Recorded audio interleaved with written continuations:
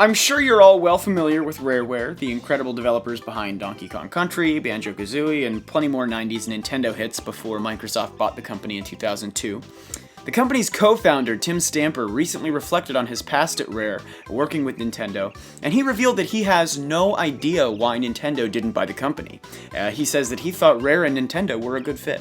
Yeah, some of my favorite games from my childhood growing up were Rareware games, but from what I understand, they tended to come in over budget and things like that, so even if they did sell pretty well and did receive great ratings, they weren't actually super profitable for Nintendo. And I think Microsoft ended up paying something like $380 million to purchase Rare, so I guess Nintendo just thought it wasn't worth that gamble. Well, at the same time, I imagine it would be...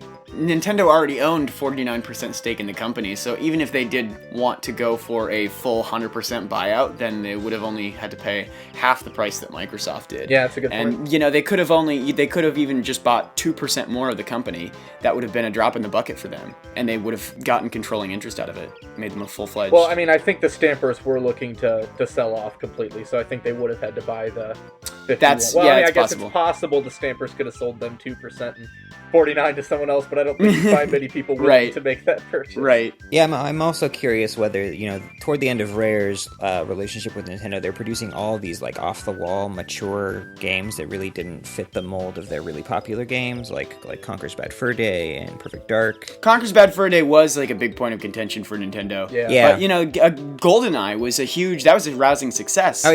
Oh yeah, absolutely. I just kind of wonder if maybe the sort of shift in tone and direction might have had something to do with Nintendo backing off of them as a major strategic partner. And then ironically, after Microsoft purchased them, they started making Viva Pinata. Yeah. Well, I wonder though, because before they were doing that, they were still doing Donkey Kong Country, Donkey Kong 64, Banjo-Kazooie, Battletoads and stuff like that, in the NES days.